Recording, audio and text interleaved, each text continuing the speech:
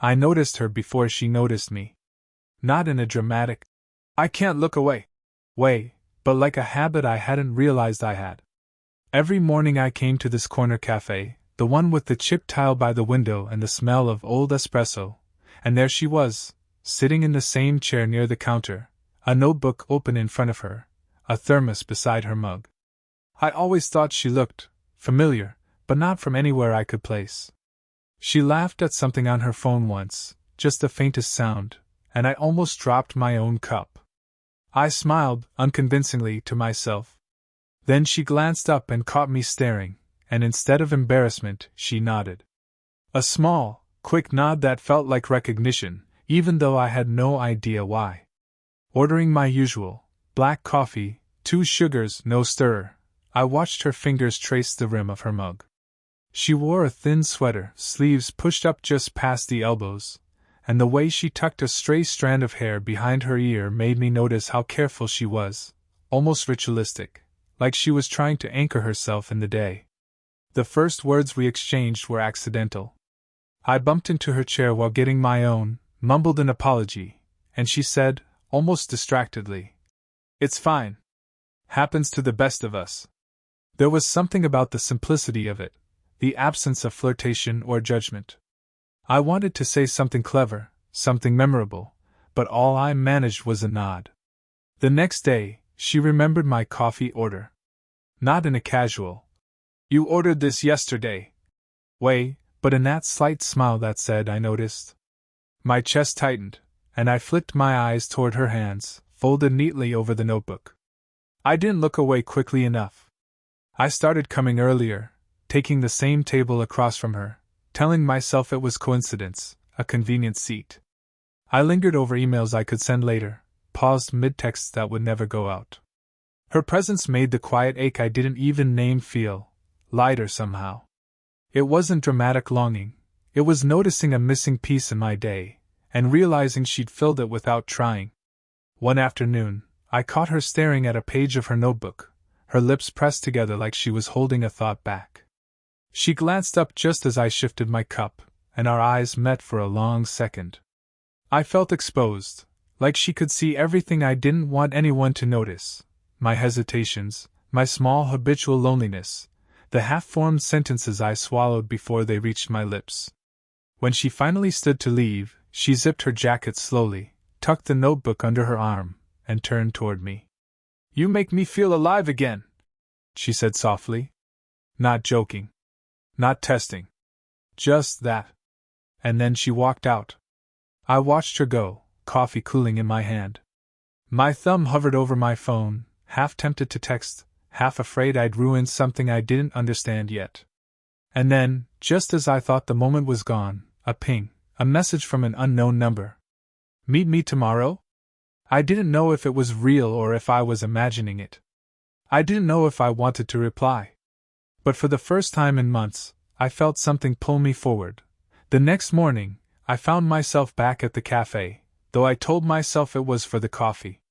She was already there, the same chair, the same thermos, except today the light caught her hair differently, dusted with a faint gold from the rising sun.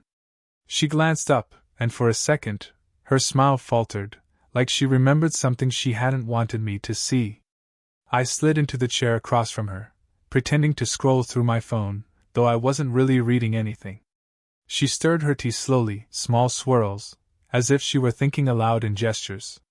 Finally she said, "I used to come here with someone a long time ago. My sister, actually. She liked the chai latte." Her voice was quiet, careful. She didn't meet my eyes. I nodded, unsure what to say, and she laughed softly, not quite embarrassed, just hesitant. "We'd sit here and plan ridiculous trips we never took. College kids dreaming too big. I miss that sometimes." There was a pause. The kind where neither of us needed to fill the space, but both of us did. I wanted to tell her that I understood. That I, too, had a small, aching nostalgia tucked into ordinary mornings. But I only managed. "I know the feeling." And I did. She glanced at me then, directly, and it was like a quiet challenge. "You're younger than me. I mean, it's obvious." But you don't act like it. Her tone wasn't judgmental, it was observant. And in that moment, I felt a twinge of caution. Not because I doubted her, but because I doubted myself, my timing, my age, the absurdity of feeling like something real could exist here. I imagined scenarios while she fiddled with the teaspoon, her telling someone she met a younger man at a cafe, my mother asking why I was so restless, whispers in quiet rooms. None of it stopped me from noticing the way her sleeve brushed her wrist, how the light made her eyes almost too soft, the warmth of her laughter lingering in the air after it left her lips. She shifted slightly to hand me the sugar for my coffee, fingers brushing mine for a second that felt longer than it should. I caught myself staring at her hands, memorizing the way they moved, small and deliberate, and the warmth stayed with me even after I set the cup down. Then she laughed, quiet and low, at something I said, not because it was funny, but because she wanted me to feel like it was. I smiled awkwardly, realizing that I'd been holding my breath for a while. She didn't notice. Or maybe she did, but she let it slide, folding her hands over the thermos like it was ordinary. As she stood to leave, she placed her hand lightly on the edge of mine, not gripping, just resting. It wasn't a promise, not even a signal. But it was a gesture that meant more than either of us said aloud. I watched her go, my coffee still warm, and thought, I don't know why that moment stayed with me. Maybe because it felt like someone finally saw me. It was late afternoon when I saw her at the small park near the cafe, the one with the wooden bench that creaked under any weight. I had told myself I was just passing by, just stretching my legs, but there she was, sitting with her notebook again, pen hovering above the page like she couldn't decide whether to write or erase. I lingered by the edge of the path, pretending to tie my shoelace. She glanced up, caught my eyes, and for a second, the air between us stretched. I wanted to sit. I almost did. Hey, I said finally, voice low, unsure. She nodded, not smiling, not frowning. Just there. I noticed the slight tilt of her head, the way her fingers traced the notebook's edge, like she was grounding herself. I wanted to tell her how strange it was, how easy it felt to be near her, like the world outside this little park didn't exist. But I didn't. My words faltered, trailed off, leaving a quiet gap. I stopped. My hands found my knees, fidgeting with the hem of my sleeve. She shifted, crossing one leg over the other, and I caught a glimpse of the wedding ring she never mentioned having worn before. Or maybe I'd never noticed. A small, sudden barrier. I didn't mean, she said softly, but didn't finish. Her eyes dropped to the notebook. The moment dissolved a little. We sat in silence. I wanted to lean closer, wanted to reach for her hand, wanted to ask if this was okay. But every instinct screamed to stop. To pause. To see what she wanted first. A group of kids ran past, laughing, a dog barked, and she glanced toward them, breaking the fragile bubble around us. I could feel the hesitation in her posture, stiffening slightly, and I realized she was holding something back. Maybe she always held something back.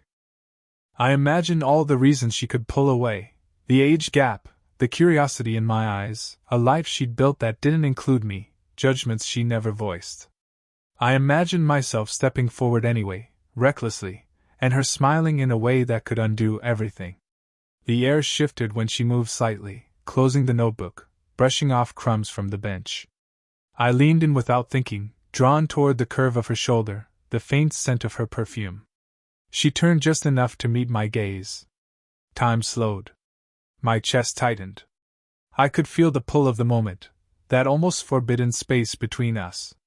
My lips barely brushed the edge of a confession I hadn't voiced, a line I hadn't crossed. And she froze, just as unsure as I was. Then a bird squawked loudly from a tree above, startling us both. I stumbled back slightly, clearing my throat, and she laughed softly, covering it with her hand. Just a laugh. Not a word. Not an answer. I left the park then, my phone buzzing with a text I didn't check, my mind replaying the almost moment, the heat of near contact, the silence that said more than words ever could. And I knew, without knowing anything for certain, that the next time I saw her, something would have to give, or I'd lose myself trying to hold it all inside. The evening air was cooler than I expected, carrying the faint smell of rain from earlier. She and I walked along the quiet street behind the cafe, the kind of street where the streetlights are dim and your own footsteps sound too loud. I kept my hands in my pockets, trying to appear casual, but my heart kept betraying me with each glance at her. We passed a bookstore she used to mention, paused to look at a display of poetry, and she lingered longer than necessary. I noticed the way her shoulders tensed when a couple walked by, laughing and touching easily. Not jealousy, exactly, but a small pull in my chest, a sharp awareness that she was someone else's world too, or had been. "I always liked this street," she said quietly, not looking at me. "Even when I was miserable, I came here just to feel nothing. Just the air." I nodded, though I wanted to ask her what she meant by miserable. I wanted to reach for her hand and tell her I understood. But I didn't. I let the silence grow instead. She stopped near a lamppost, turning so the faint halo of light caught her face. Her eyes were softer than usual, tired in a way that made me ache. She sighed, one of those long, unguarded sighs you only hear when someone forgets to keep their walls up. "I shouldn't say this," she whispered. My chest tightened. "I sometimes think about what it would be like, if I hadn't, if life were different. I don't mean. I mean," she trailed off, her words collapsing in on themselves. I stepped a fraction closer. My hands itched to do something, anything, to fill the space between us. I didn't know whether she wanted me to stay back or move closer. Her gaze flicked to my feet, then back to mine, and for a heartbeat I felt like she was asking, without words, if it was safe to tell me everything. And I wanted to tell her the same, all at once, that I had thought about her every morning, that I had imagined these walks, these pauses, these quiet moments where no one else existed. But I didn't. Instead, I said softly, almost as a question to myself, "Do you regret it?" She didn't answer. Just a tilt of her head, a faint tightening of her lips. Then she took a slow step toward me, close enough that I could see the warmth on her skin, the faint tremor in her hands. My own pulse thundered in my ears. A gust of wind moved through the street, scattering leaves. She laughed softly at them, almost to cover something. I wanted to bridge the distance, to close the few inches between our faces. And for a moment it felt possible, like we might cross a line neither of us had dared before. Then she straightened, pulled her jacket tighter, and looked down at the sidewalk. I swallowed. My voice was barely there. "Are you okay?" She didn't answer, not yet. And somehow, in that silence, it felt like the question itself might be the last thing that could save us, or the first thing that finally lets everything fall apart. The next week, I showed up at the cafe at my usual time, hands tucked deep into my hoodie pockets. She wasn't there. Not in the chair by the counter, not scribbling in her notebook. The sunlight spilled across the table she usually claimed, mocking me with its emptiness. I waited. 10 minutes. 20. I told myself she was late, had some emergency, maybe, anything but what I feared. A part of me tried to imagine her walking in at any moment, smiling, brushing off the absence like it didn't matter. But that image kept slipping, too fragile to hold. Then came the small, unsettling changes. She started ordering takeaway instead of sitting. The barista said she'd been leaving earlier, barely a glance in my direction. And the text I'd been half expecting, tiny jokes, the "meet me tomorrow" kind, I received nothing. I realized I'd been filling in the gaps myself, inventing signals that weren't there. A glance. A nod. A laugh.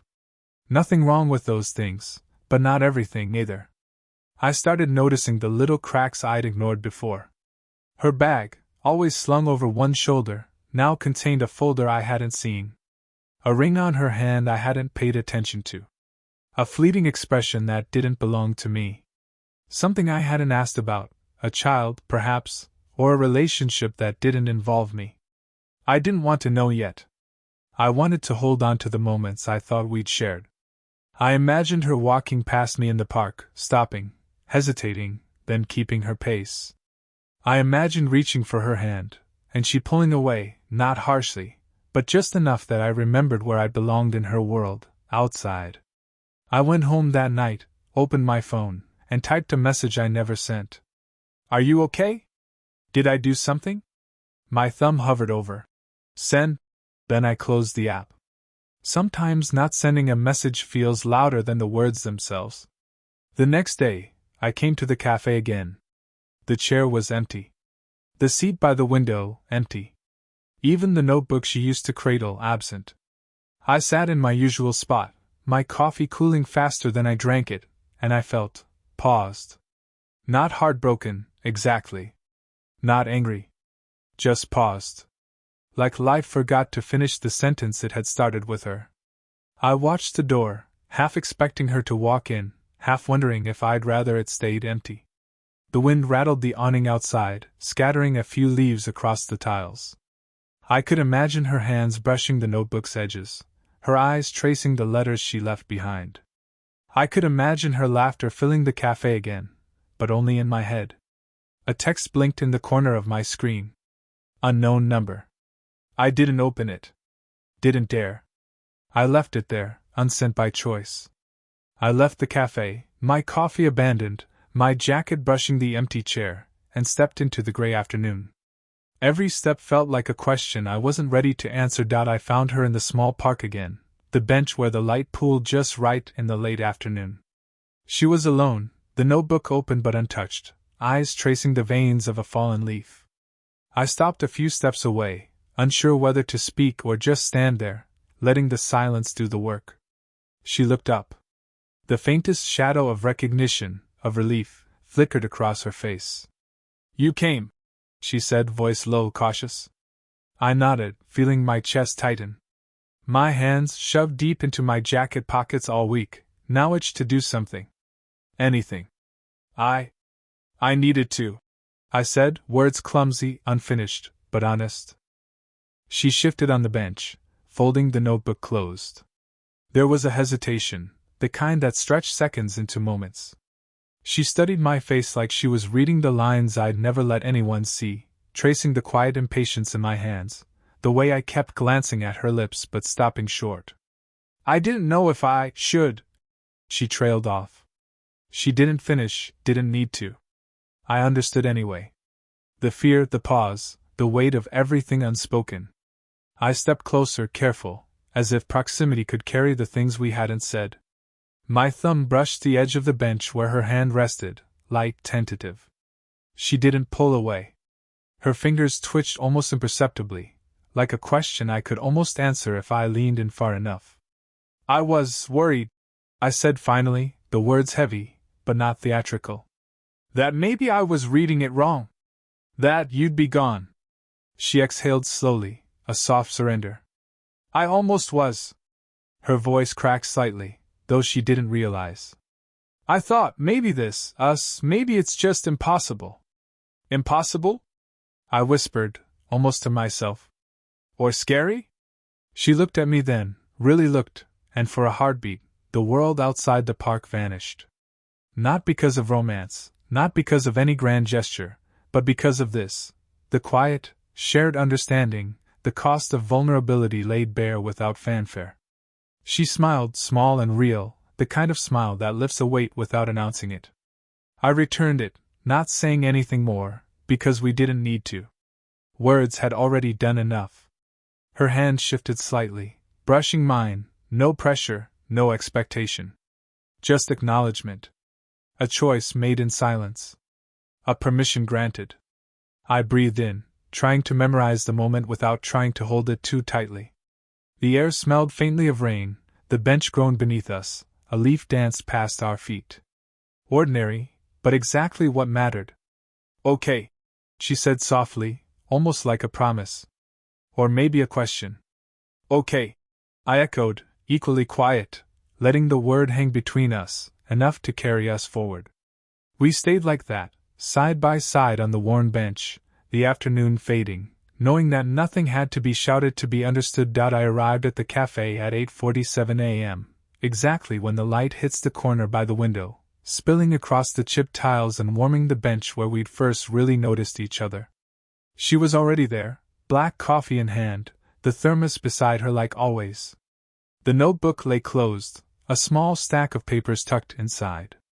I slid into the chair across from her, hands wrapped around my own mug. We didn't speak at first, just let the quiet fill the space between us. It wasn't empty, it was familiar, comfortable, the kind of silence that meant someone knew you, really knew you, without having to say anything. "Coffee's good today," she said finally, not like a statement, more like an observation shared between people who'd been through mornings together. I smiled, nodding, stirring sugar absent-mindedly. The spoon clinked against the ceramic, a small rhythm in our routine. After months of hesitant steps, almost confessions, and unsent messages, we'd arrived here quietly, without a grand declaration. Life hadn't unfolded perfectly. There had been pauses, moments of doubt, days I didn't see her, weeks I worried silently about what she was thinking. But somehow, the ordinary, coffee, the bench, the late morning light, was enough. We talked about small things. The way the rain left puddles on the sidewalk, a new bookstore down the street, a film she wanted to see but never got around to. Our words were ordinary, but beneath them was the weight of shared understanding, of knowing the other had been seen and remembered, even through the interruptions and silences. At one point, she reached for the thermos and poured a bit of tea into her cup, not offering me any, but I knew she'd done it the way I liked, extra hot, no sugar. I caught her eye for a second, and we both laughed softly, the kind of laugh that carried months of tension and hesitation in a single note. Later, we walked to the small park nearby. The bench was still there, groaning under our weight as it always did, and we sat, not close, not distant, just together.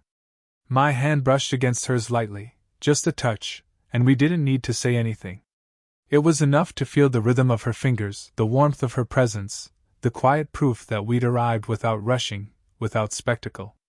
I watched her stir the tea slowly, the steam rising in delicate swirls, and thought about how ordinary, how quiet, how achingly perfect this was. Nothing dramatic. Nothing rushed. Just life unfolding in small, earned moments. As we left, she glanced at me, a small smile in her eyes, a reflection only I would understand, the way we had found each other in pauses, in ordinary mornings, in unsent messages, in quiet benches. And I thought softly, to myself, this is enough. It's more than enough. Did this story stay with you? What kind of quiet, real love stories do you want to hear next?